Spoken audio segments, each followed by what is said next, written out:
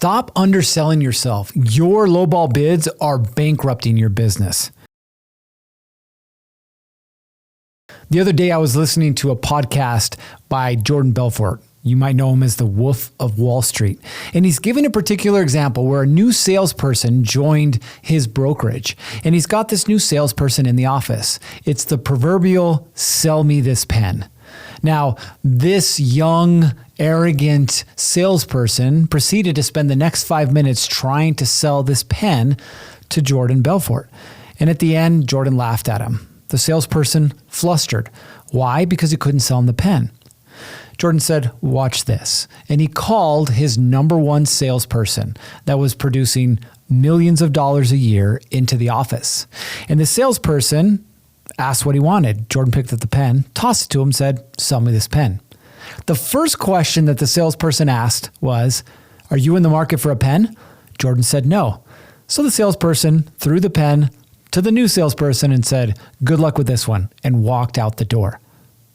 Now, why do I tell you that story? I tell you that story because more often than not, you as a contractor are stuck trying to sell people that aren't ready to buy, and you're willing to give your shirt away in the process. That's not going to help you build a business. The truth is, you don't have to be the cheapest bid to win the job. So I'm going to share with you a couple of things that you can do to increase not just the number of jobs that you sell, but also the amount that you sell them for. The first and most important thing, quit selling to people who are broke. We like to call them tire kickers. We like to call them people that are nickel and dimers, right? What does that all mean? It means that these people are looking for the best deal every single time. They're price shoppers. Now, where do price shoppers belong? Amazon or Walmart. Why? That's where they're going to find the deals. If you become a contractor that caters to price shoppers, I can guarantee no matter how much money you think you make, you are not going to keep the amount of money that you should be keeping. You're eating into your margins. Hey contractors, let me tell you something real quick. A lot of contractors struggle because the business they created has them feeling stuck. If you feel trapped inside of your contracting business, still wearing all the hats and can't seem to get ahead, well, we'd love to help. We're offering a free planning session where we'll show you how to remove the chaos from your business and grow predictably. If you're interested, you need to go to our website, www.americancontractornetwork.com, and book your free session now. All right, that's it for me. Let's get back to the show. The second thing that happens is now you have to figure out a way to finish a job that isn't actually going to make you money. And so you're paying to get the job. The third thing, now you become known as the discount contractor. Sounds really good on paper. Is it going to attract attention? Yeah, but is it going to attract the right kind of attention? A little while ago, I was working with a finished carpenter, a trim carpenter, and he was busy as all get out. He was trimming out apartments, he was doing doors, he was doing baseboard, he was doing closets, and he was exhausted because he was working 70 to 80 hours a week. And I said, what do you really want to do? And he said, I want to make money. And I was like, really? And he said, no, actually, I want to keep money. I was like, perfect.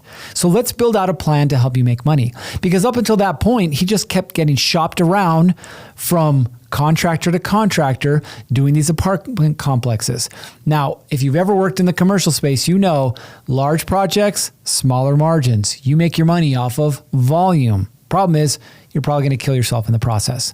So he made the switch, and we built out a plan for him to become the custom home guy. Now, it took 6 to 8 months, but he became the custom home guy, was able to charge more, work with the people that he wanted to work with, and ultimately work less hours in a week. So he started to create that business that he wanted. You can do the same thing. So here's your action steps. Number 1, know your numbers. You should know what your break-even cost is. And it's not just for materials and labor. You got to think of your overhead vehicles, so on and so forth. If you don't have a break-even number, you will never know if you're truly profitable on a job. Number 2, sell value, not price. At the end of the day, there's people that only care about price, but they're shopping at the used car lot. If that's you, go on, be that guy. But I'm pretty sure that's not the guy you want to be. So you have to sell on the intangibles. What are the benefits that come with working with you beyond just finishing the project? And number 3, learn to say no. You have to figure out who you want to work with and what you want to do for them. Everybody else becomes a no. It's not that you're mean. It's that you're in business to make and keep money, not to make somebody else happy. All right, if you're ready to learn more about how to build your contracting business, join us over in our free community. It's called Build Pro. We'd love to have you and show you this and more to help you build the contracting business of your dreams. Thanks for listening to the Success Unleashed podcast. Before we go, show some love for your favorite podcast by liking, subscribing, and leaving us a review. Until we see you again, it's time to get after it. 3, 2, 1, off you go.